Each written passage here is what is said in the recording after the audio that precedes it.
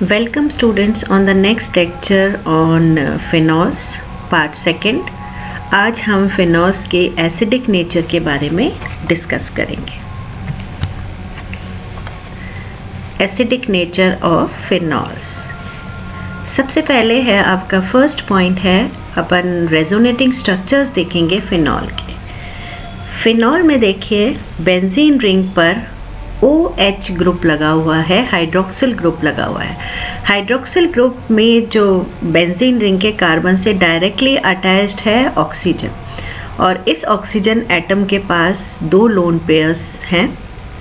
ये ऐसे जो समूह होते हैं या ऐसे ग्रुप्स जिनके पास एकाकी इलेक्ट्रॉन युग्म उपस्थित होता है, ये आसानी से बेंजीन वलय को अपना जो लोन पेयर है वो डोनेट कर देते हैं। जो हमने ये कर्व्ड एरो से दिखा रखा है, ये जो लोन पेयर है ये यहाँ गया। इसके कारण क्या है, बेंजीन वलय की जो इलेक्ट्रॉन डेंसिटी है उसमें शिफ्टिंग हुई, और जो इलेक्ट्रॉन्स हैं इस पाई बॉन्ड के वो कहाँ शिफ्ट हो गए, ऑर्थो पोजीशन पर। मीन्स ये देखिए ऑर्थो पोजीशंस पर नेगेटिव चार्ज आया।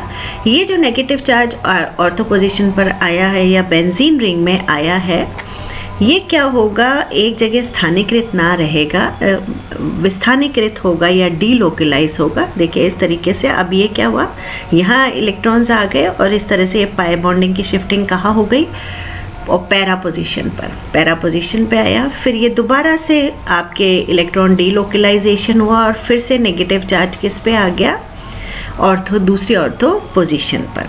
और इस तरीके से ये आपके देखिए इधर आपके नेगेटिव चार्ज आ गया। इस तरीके से आपका जो इलेक्ट्रॉन डेंसिटी है वो किस किस पोजीशन पर बढ़ी, ऑर्थो, पैरा और दूसरा नेक्स्ट ऑर्थो पर। और इसके कारण देखिए ऑक्सीजन पर आ गया डबल बॉन्ड के साथ पॉजिटिव चार्ज। इन रेजोनेटिंग स्ट्रक्चर्स पर जो रेजोनेटिंग स्ट्रक्चर्स बने हैं ये सारे डायपोलर या द्विध्रुवीय संरचना बनी है। इस तरह के इलेक्ट्रॉनिक प्रभाव को, जिसमें कि जो आपका उपस्थित समूह है बेंजीन पर, ये क्या कर रहा है, इलेक्ट्रॉन डेंसिटी बढ़ा रहा है। इस प्रभाव को हम कहते हैं मीजोमेरिक प्रभाव या अनुनाद प्रभाव। और अगर ये बेंजीन वलय पर इलेक्ट्रॉन डेंसिटी बढ़ा रहा है तो ये अपन इसको +m से डिनोट करते हैं। तो देखिए due to +m effect of ortho group, electron density increases at ortho and para position. Second है ये जो आपके अपन जानते हैं कि बेंजीन जो वलय है, बेंजीन रिंग पर या एरोमेटिक कंपाउंड्स कौन से रिएक्शन शो करते हैं, इलेक्ट्रोफिलिक एरोमेटिक सब्स्टिट्यूशन रिएक्शंस, इलेक्ट्रॉनफिलिक या इलेक्ट्रॉन्स ने ही प्रतिस्थापी अभिक्रिया ये दर्शाते हैं। तो इलेक्ट्रॉन्स, अगर चूंकि इलेक्ट्रॉन्स ने ही प्रतिस्थापी अभिक्रिया में कौन अटैक करेगा, इलेक्ट्रोफाइल अटैक करेगा। तो क्या होगा, इलेक्ट्रॉन डेंसिटी जहाँ जहाँ ज़्यादा होगी तो वहीं पर वो अटैक करेगा। अब OH ग्रुप क्या कर रहा है, इलेक्ट्रॉन डेंसिटी बेंजीन वलय में और बढ़ा रहा है। इसका मतलब OH ग्रुप क्या हो गया, एक्टिवेटिंग ग्रुप या सक्रियकारी। ऐसे समूह जो बेंजीन वलय में इलेक्ट्रॉन घनत्व बढ़ाते हैं या इलेक्ट्रॉन डेंसिटी इंक्रीज करते हैं, उन ग्रुप्स को हम कहते हैं सक्रियकारी समूह या एक्टिवेटिंग ग्रुप्स। और चूंकि इलेक्ट्रॉन डेंसिटी कहाँ बढ़ रही है, ऑर्थो और पैरा पर बढ़ रही है, तो हम इसे कहते हैं ऑर्थो पैरा निर्देशकारी। मीन्स आने वाला जो इलेक्ट्रोफाइल होगा वो कहाँ अटैक करेगा, या तो ऑर्थो और पैरा पे, मेटा पे नहीं करेगा, क्योंकि मेटा पर इलेक्ट्रॉन डेंसिटी इंक्रीज नहीं हुई है, वही की वही है। तो आपका जो OH समूह है वो है एक्टिवेटिंग और ऑर्थो पैरा डायरेक्टिंग। दूसरा पॉइंट है एसिडिक नेचर ऑफ फिनॉल्स। सबसे पहले तो अपन ने रेजोनेटिंग स्ट्रक्चर्स पढ़े, अब देखिए इसी के बेस पर एसिडिक नेचर। अब देखिए पॉजिटिव चार्ज किस पे आ रहा है, ऑक्सीजन पर। ऑक्सीजन पर पॉजिटिव चार्ज आ रहा है, ऑक्सीजन खुद ही अपना इलेक्ट्रोनेगेटिव है, तो ये क्या करेगा, अपनी जो कमी है वो किससे, इस बॉन्ड के इलेक्ट्रॉन्स अपनी तरफ अट्रैक्ट करेगा, क्योंकि इसकी विद्युत ऋणता अधिक है, जिसके कारण ये बॉन्ड वीक हो जाएगा और प्रोटॉन ईजिली लूज हो जाएगा, जिसके कारण क्या होगा, फिनॉल्स अम्लीय प्रकृति दर्शाएंगे।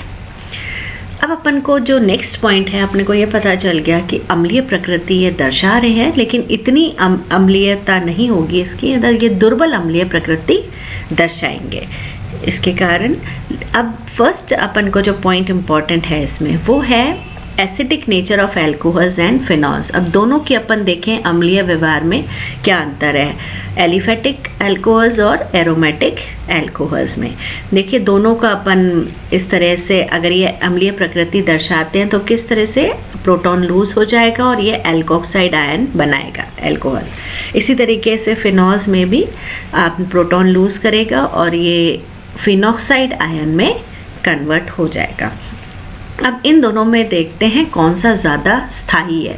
जितना ज़्यादा ये एनायन स्थायी होगा उतना ही ईजिली अपना फॉरवर्ड रिएक्शन होगा, चूँकि ये अपना इक्विलिब्रियम शो कर रहा है, फॉरवर्ड और बैकवर्ड रिएक्शन शो हो रही है। तो जितना ज़्यादा स्टेबल होगा या तो एल्कोक्साइड आयन और फिनॉक्साइड आयन, तो उतनी ही जल्दी उतनी ही तेज़ गति से यह अभिक्रिया होगी। अब अपन देखते हैं एल्कोक्साइड आयन ज़्यादा स्थायी है या फिनॉक्साइड आयन। एल्कोक्साइड आयन तो अपने अनुनाद प्रदर्शित नहीं करता। एल्कोक्साइड आयन की कोई भी अनुनादी संरचनाएं नहीं होती, जबकि अब आप फिनॉक्साइड आयन को देखिए। फिनॉक्साइड आयन रेजोनेंस स्टेबलाइज्ड है, अनुनाद के द्वारा ये स्थायी है। तो देखिए इसके अंदर इसकी अनुनादी संरचना है, ऑक्सीजन पर नेगेटिव चार्ज है, ये क्या करेगा ऑक्सीजन इसको प्लस एम प्रभाव से ये फिर से अपने डोनेट कर देगा बेंजीन वाले को। कहाँ कहाँ कर रहा है देखिए, एक बार ऑर्थो पोजीशन पर आया, फिर ये डिलोकलाइजेशन हुआ, पैरा पोजीशन पर आ गया, फिर से डिलोकलाइज और दूसरे ऑर्थो। मतलब आपका रेजोनेंस हाइब्रिड कैसा बना, जिसमें आपके बेंजीन वाले के कार्बन पर आपके नेगेटिव चार्ज डीलोकलाइज हो गया है। अनुनादी संकर ये इस तरह से आप रिप्रेजेंट कर रहे हैं और ऑक्सीजन पर कोई चार्ज नहीं है। इसके कारण क्या है, फिनॉल्स ज़्यादा एसिडिक होते हैं एल्कोहल्स से, और जो रेट है वो भी क्या होगा, फिनॉल्स ईजिली प्रोटॉन लूज करेंगे, क्योंकि क्या हो रहा है ये स्टेबलाइजेशन की तरफ जा रहा है, ज़्यादा स्थायी फिनॉक्साइड आयन बन रहा है, तो ये इसकी तरफ गया तो आपने रेट ऑफ फॉरवर्ड रिएक्शन बढ़ जाएगी और फिनॉल्स अम्लीय दर्शाएंगे। अब इसमें देखिए रेजोनेंस स्टेबलाइजेस फिनॉल्स। जो नेक्स्ट जो पॉइंट है अपना, अच्छा इससे पहले अपन ये देख लें, अपन ने ये ग्राफ प्लॉट किया है प्रोग्रेस ऑफ रिएक्शन, अभिक्रिया की प्रगति और एंथैल्पी ऑफ रिएक्शन, अभिक्रिया की एंथैल्पी के बीच। तो यहाँ देखिए फिनॉल्स ज़्यादा और एल्कोहल्स यहाँ पर हैं। जब एल्कोहल्स ने आपने लूज़ किया एल्कोप्रोटॉन और क्या बनाएगा एल्कोक्साइड आयन। इसकी जो एनर्जी देखिए, एनर्जी किस पर है, यहाँ पर है इस तरफ। इसकी अपेक्षा देखिए फिनॉल्स ने जब अपने प्रोटॉन लूज़ कर जब फिनॉक्साइड आयन बनाता है, चूँकि फिनॉक्साइड रेजोनेंस स्टेबलाइज्ड है, अनुनाद के द्वारा स्थायी है, तो ये कम ऊर्जा स्तर पर होता है। और इन दोनों के बीच का जो आप गैप देख रहे हैं एनर्जी का, ये उच्च ऊर्जा पर है और ये निम्न ऊर्जा पर है, इसको अपन अनुनाद ऊर्जा या रेजोनेंस एनर्जी कहते हैं। तो आपका फिनॉक्साइड आयन इतनी ज़्यादा स्टेबलाइजेशन पर है, इतने डिफरेंस है दोनों के बीच में। इसके कारण क्या है, फिनॉल्स ज़्यादा एसिडिक है। दूसरी चीज़ क्या है, अपने फिनॉक्साइड आयन भी अनुनाद प्रदर्शित कर रहे हैं और फिनॉल्स भी कर रहे हैं। इन दोनों में से रेजोनेंस किसके में ज़्यादा है ये देखिए। अपन ने पहले भी देखा अनुनादी संरचनाएं फिनॉल्स की, मैंने आपको बताया कि इसके अंदर कैसी संरचनाएं बन रही हैं, डायपोलर द्विध्रुवीय संरचनाओं का निर्माण हो रहा है। और जो द्विध्रुवीय संरचनाएं होती हैं, अनुनाद में जो कंट्रीब्यूशन होता है उसका या रेजोनेंस में जो कंट्रीब्यूशन होता है वो कम होता है, जबकि आपके जो मोनोपोलर आयंस होते हैं रेजोनेंस, जैसे फिनॉक्साइड आयन के अंदर सिर्फ नेगेटिव चार्ज हैं, ये संरचनाएं आपके अनुनाद को ज़्यादा स्थायित्व प्रदान करती हैं। The contribution of dipolar structure is less, ये अपने रेजोनेंस का नियम है। इसके कारण क्या है, फिनॉल्स की जो स्टेबलाइजेशन है वो कम है और फिनॉक्साइड की ज़्यादा है। ये अपन ग्राफ के द्वारा भी स्टेबलाइजेशन फिनॉक्साइड आयन और फिनॉल का समझा सकते हैं। देखिए फिनॉल्स है, यहाँ पर इन्होंने फिनॉक्साइड आयन दिया। फिनॉक्साइड आयन भी चूँकि रेजोनेंस स्टेबलाइज्ड है, और इस पे देखिए फिनॉल, फिनॉल भी रेजोनेंस स्टेबलाइज्ड है, लेकिन जो उसका रेजोनेंस हाइब्रिड है वो डायपोलर संरचना है। तो आपने इसमें ज़्यादा स्टेबलाइजेशन किसका हो रहा है? फिनॉक्साइड आयन का, क्योंकि मोनोपोलर संरचनाएं बना रहा है। तो फिनॉक्साइड आयन कम ऊर्जा स्तर पर है और फिनॉल्स अधिक ऊर्जा स्तर पर है। तो स्टेबलाइज्ड है फिनॉक्साइड आयन। नेक्स्ट इम्पॉर्टेंट जो क्वेश्चन आता है वो ये है कि आपके जो फिनॉल्स हैं वो अल्कोहल से तो ज़्यादा अम्लीयता दर्शाते हैं, लेकिन अब ये कार्बोक्सिलिक अम्ल के साथ क्या है, किस तरह का है एसिडिक संरचना? देखिए, कार्बोक्सिलिक एसिड में भी क्या होगा? फॉर एग्जांपल अपने जैसे एसिटिक एसिड लिया, उसका ये अपना आयन बन गया कार्बोक्सिलेट आयन। कार्बोक्सिलेट आयन में डबल बॉन्ड ऑक्सीजन और इधर ऑक्सीजन नेगेटिव चार्ज आ गया प्रोटॉन लूज होने के बाद। ये जो नेगेटिव चार्ज है ये इसी पर लोकलाइज नहीं रहता, इसके अनुनाद देखिए डीलोकलाइजेशन होता है, बॉन्ड यहाँ पर शिफ्ट हुआ और ये जो पाई इलेक्ट्रॉन्स थे ये दूसरे ऑक्सीजन एटम पे आ गए, तो अल्टीमेट नेगेटिव चार्ज कहाँ आ गया? इस पर आ गया। मीन्स रेजोनेंस जो हाइब्रिड बनेगा अनुनादी संकर, उसमें क्या है, दोनों ऑक्सीजन के बीच में आपका नेगेटिव चार्ज है या वो डीलोकलाइज हो रहा है, विस्थानीकरण हो रहा है। और चूँकि ऑक्सीजन ज़्यादा इलेक्ट्रोनेगेटिव है तो इसी पर अपने नेगेटिव चार्ज हो रहा है, जो कि इस कार्बोक्सिलेट आयन को काफ़ी स्थायित्व प्रदान करता है। इसके कारण जो कार्बोक्सिलिक एसिड है उनकी अम्लीयता अधिक होती है। इसके विपरीत फिनॉक्साइड आयन में क्या हो रहा है, जो नेगेटिव चार्ज है वो कहाँ जा रहा है? बेंजीन वाले में जा रहा है। देखिए ऑर्थो और पैरा पोजिशन पर डीलोकलाइजेशन हो रहा है। ठीक है, इससे क्या हो रहा है कि ऑक्सीजन पर कोई भी चार्ज नहीं है, नेगेटिव चार्ज किस पे आ रहा है? कार्बन का, जबकि ऑक्सीजन ज़्यादा इलेक्ट्रोनेगेटिव है। तो जो कंट्रीब्यूशन है कार्बोक्सिलेट आयन के अनुनादी संरचनाओं और फिनॉक्साइड आयन में ये वाली संरचनाएं ज़्यादा स्टेबल हैं कार्बोक्सिलिक एसिड वाली, जबकि इसमें स्थायित्व कम है। तो इसी कारण क्या है, फिनॉल्स कार्बोक्सिलिक अम्ल की अपेक्षा कम अम्लीयता दर्शाते हैं। कार्बोक्सिलिक एसिड अच्छी अम्लीयता का है क्योंकि ऑक्सीजन पर नेगेटिव चार्ज है, मोर एसिडिक है, जबकि ये क्या है, वीकली एसिडिक है phenols.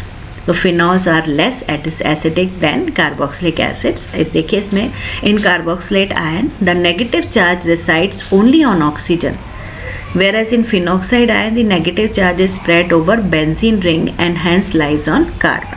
Means less electronegative carbon पर आपके डीलोकलाइजेशन हो रहा है नेगेटिव चार्ज का, मोर इलेक्ट्रोनेगेटिव ऑक्सीजन पर नेगेटिव चार्ज नहीं है। Since oxygen is more electronegative than carbon, so carboxylate ion is more stable then phenoxide ion. Carboxylate ion के अंदर इलेक्ट्रोनेगेटिव जो ज़्यादा है एटम, उसी पर नेगेटिव चार्ज है, कार्बन पर नहीं है। तो ये जो अनुनादी संरचनाएं हैं ये ज़्यादा स्थायी होती है, इस कारण कार्बोक्सिलिक एसिड की अम्लीयता अधिक होती है। इसके नेक्स्ट लेक्चर के अंदर अपन पढ़ेंगे कि विभिन्न प्रतिस्थापियों का फिनॉल्स की अम्लीयता पर प्रभाव। Thank you.